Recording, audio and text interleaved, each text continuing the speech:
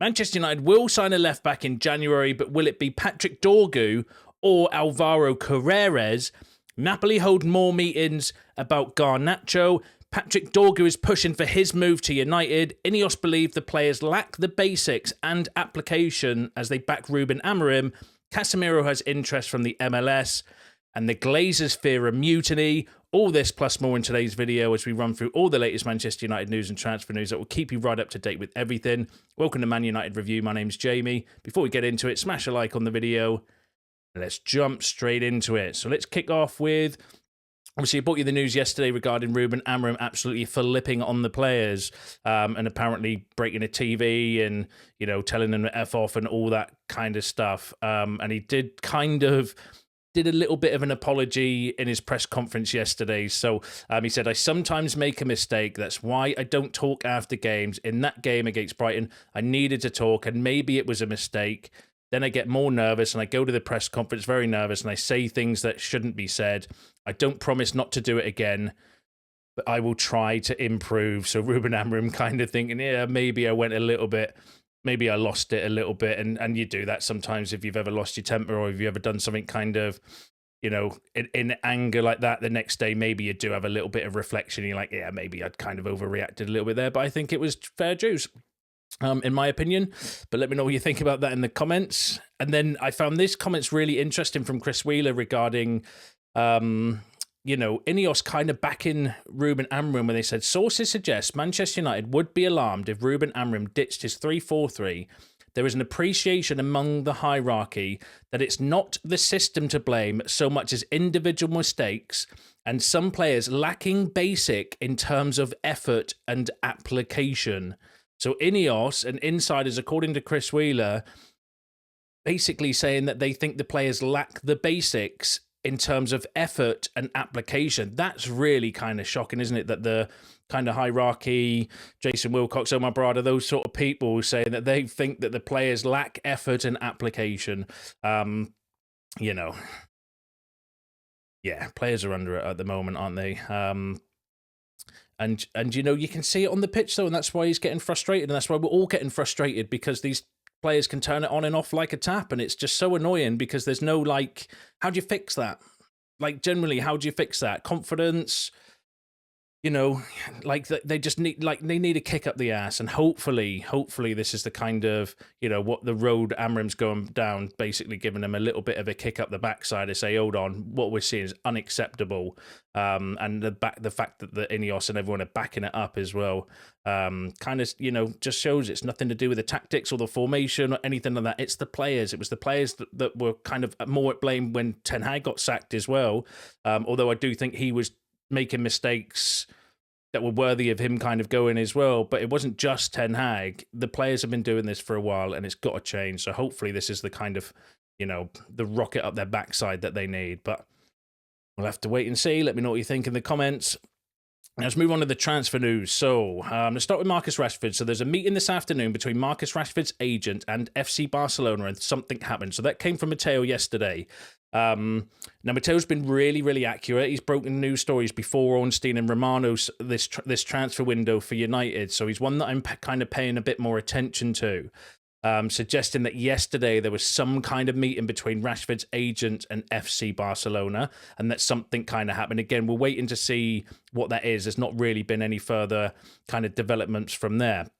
In fact, Marcus Rashford is back first team training now, so he's not in exile. Last few weeks, he's either been ill or he's been, you know, training by himself effectively, but now he is back in first team training. So is that United kind of putting on a brave face to say, oh yeah, he's back, so if you want him, you're going to have to pay top dollar for him? Or is it the fact that actually there's not enough interest in him and not enough buyers, so we're going to have to bring him back? Because as much as it would be, you know, it's a shit situation either way, but he's a 350 grand a week player, arguably our best forward, and you can't really exile him for the rest of the season. Do you know what I mean? It's a really difficult one, but let me know what you think in the comments. Rashford is given Barcelona 5 to 6 days to confirm whether or not a loan move would be possible. Now, that came from decent sources, specifically around FC Barcelona. So again, more kind of noise regarding Barcelona and Marcus Rashford. Fabrizio Romano said sources close to Rashford also don't rule out him staying at Manchester United as well. So the Rashford situation, it looks like, because I think Dortmund have just sacked their head coach as well. There's rumours that Ten Hag actually might be in line to replace them, although, check this out, we're still paying Ten Hag his severance pay for sacking him. That's how it kind of works when you sack a manager. You'll pay them their kind of salary until they get another job, and then you have to give them like a lump sum. That's kind of a simplified version of how it works. And apparently Dortmund can't afford that, or don't want to kind of do it, which is insane still that we're still paying Ten Hag while he's effectively not our manager, but that's how it works. How it works with every kind of manager in their sacking. But yeah, imagine if Ten Hag goes to Rashford goes to Dortmund and then Ten Hag comes in as a head coach. That would be a turn up for the books, wouldn't it? But let me know what you think about Rashford in the comments. Right, let's move on to Garnacho. So Alejandro Garnacho to Napoli is expected to be completed in the next days. £55 million plus bonuses. Alejandro Garnacho already said yes to Napoli and started to push for the move to go through. Now it's almost done. Now that came from Ross Harwood, who's a decent source when it comes to Man United transfer news. Italian outlets, though, have been saying that Napoli are getting closer to signing Alejandro Garnacho. Negotiations with Manchester United are progressing quickly. Personal terms have agreed. Napoli sporting director Giovanni Manna is ready to fly to Manchester if necessary. DiMarzio said that the second meeting has finished between Napoli and Manchester United for Alejandro Garnacho. The distance and valuation remains. The parties will update. So that was yesterday. So we had some noise around a deal potentially going through, and there was a scheduled second meeting between Napoli and Manchester United yesterday, and apparently they still couldn't come to terms with the kind of asking price and the fee for Garnacho. And then Romano said that Napoli have made contact with Borussia Dortmund today for Karim Adeyemi. Negotiations for Alejandro Garnacho are still on, but no agreement with Manchester United after first bid. Chelsea are also weighing up a formal proposal. Now, Romano has said overnight that keep an eye on Chelsea potentially coming in with a £60 million bid, which will be higher than what kind of Napoli are going to be offering. So that's one that's going to throw a bit of a spanner in the works regarding the Garnacho situation. Alfredo Padula said that Napoli have now broken past the £42 million barrier, including add-ons for Alejandro Garnacho, but Man United are demanding a minimum of 46 plus add-ons. That still seems a bit low for me, £46 million.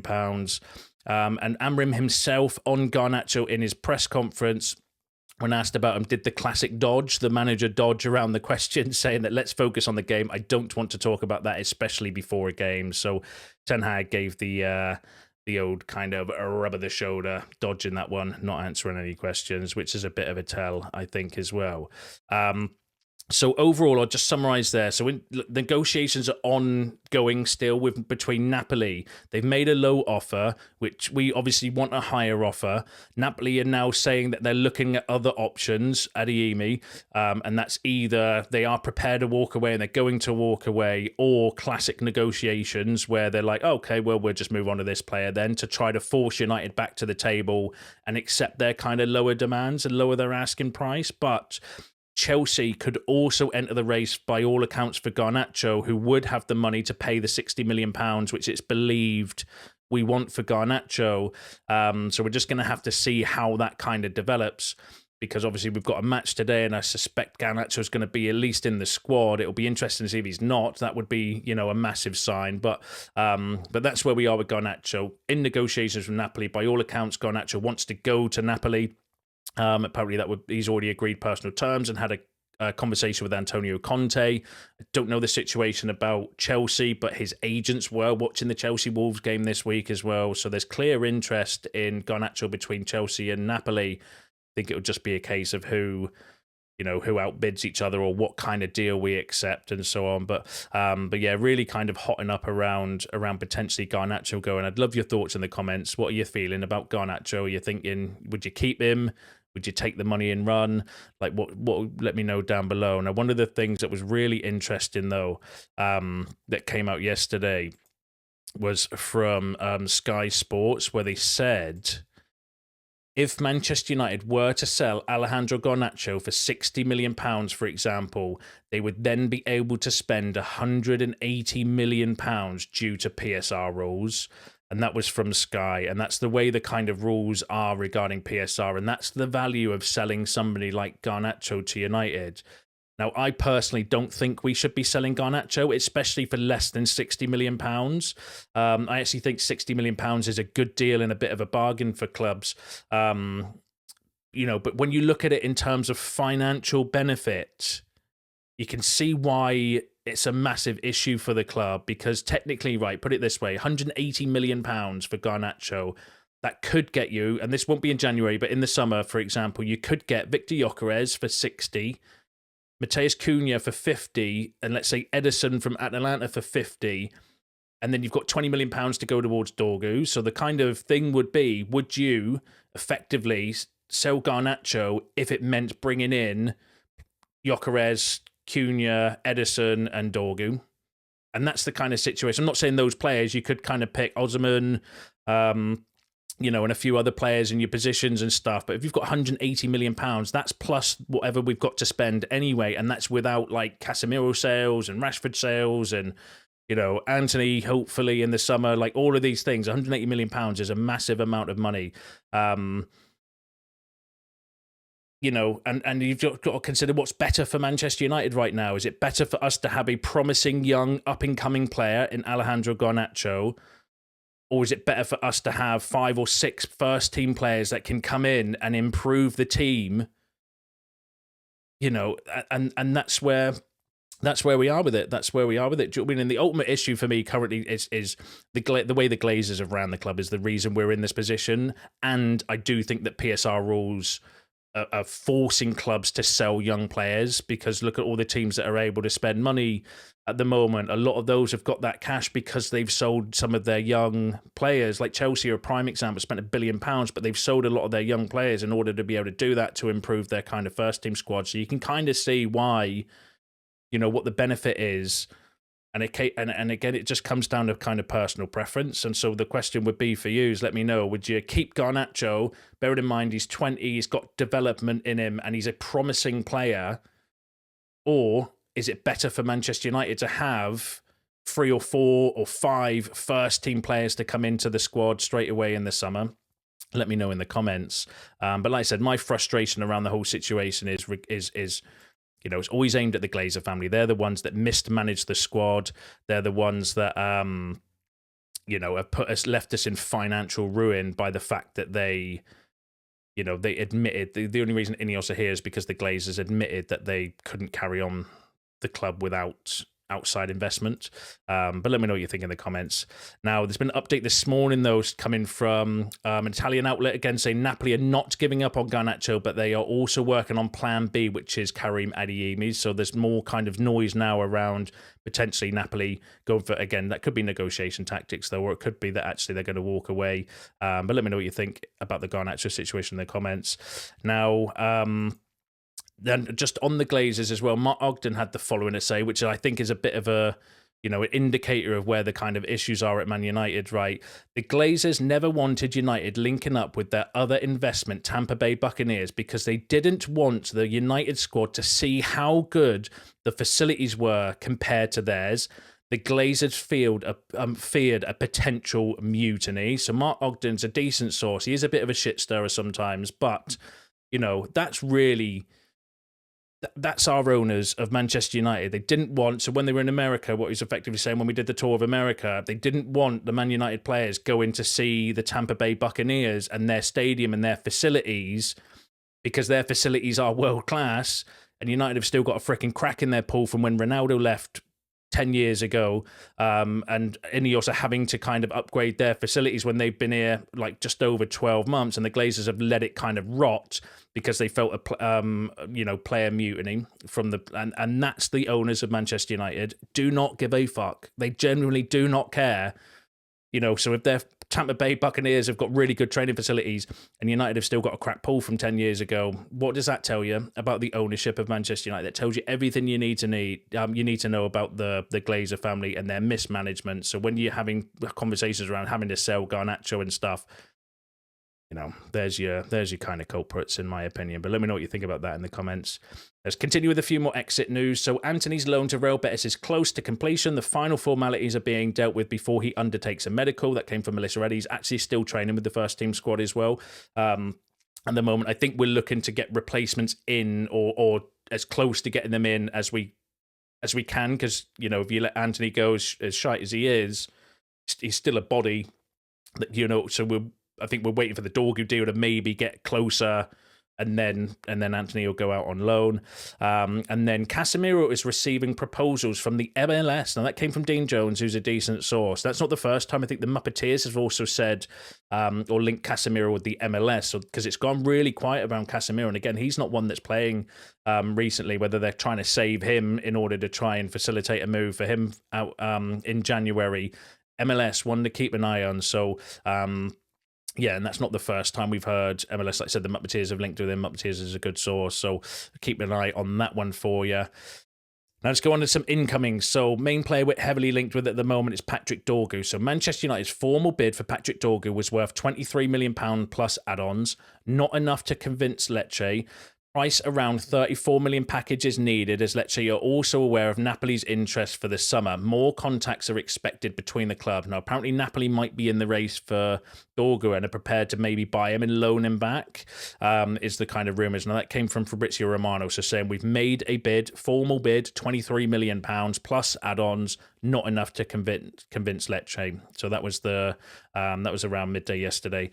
Only formal offer for Patrick Dorgu at Lecce is that of Manchester United. The player is pushing for the deal to happen. So that came from a decent Italian source who's been quite good with the Dorgu kind of story. Suggested that Manchester United's bid, though, is the only formal offer, because Romano was saying Napoli might be interested, but they haven't yet made a formal bid. Whether they will or they won't, who knows? And Manchester United and Lecce are €10 million apart in negotiations over Patrick Dorgu. Talks are continuing to bridge the gap, and Manchester and United's director of negotiations, Matt Hargreaves, travelling to Italy can be seen as a sign of optimism around a deal. Lecce is said to want €40 million for Dorgu, while United have indicated a willingness to go up to €30 million, and that came from Laurie Whitwell.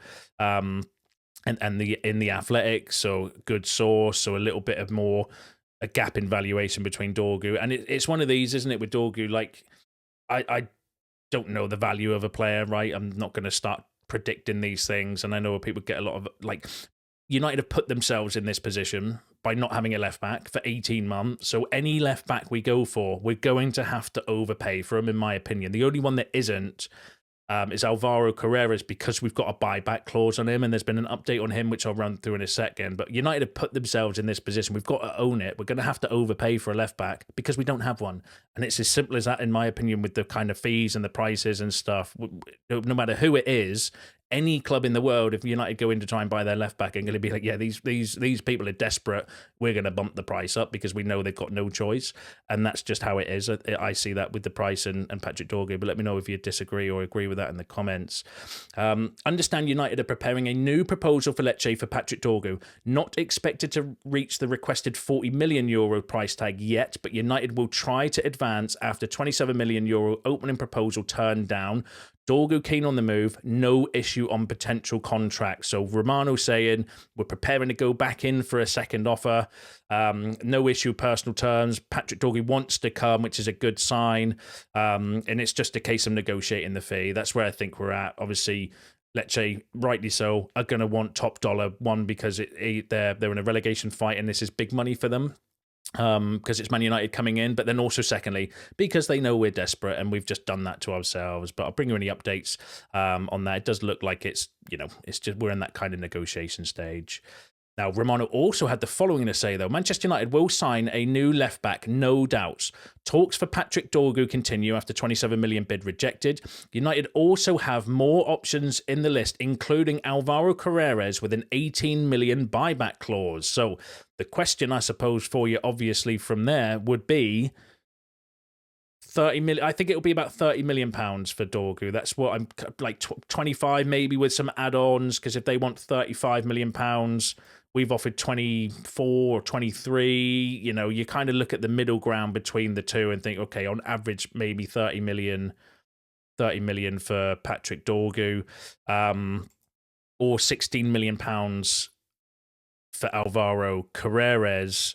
So who would be your preference? Who are you picking? Let me know in the comments. I've done a little bit of a comparison for you. So Dorgu's 20 years old, 20 appearances this season, 3 goals, 1 assist, valued around 30 million. That's the assumption. Obviously, we don't know because we haven't bought him yet. But can play in multiple positions. Played a lot at right wing this season, as I've mentioned in previous videos. Can play left back, can play right back. Do you know what I mean? Is a much more versatile player. Alvaro, 21 years old, 30 appearances, 3 goals, 4 assists, £16 million, but is just a good left back, and can bring, like, you can play in that kind of role. So not as kind of,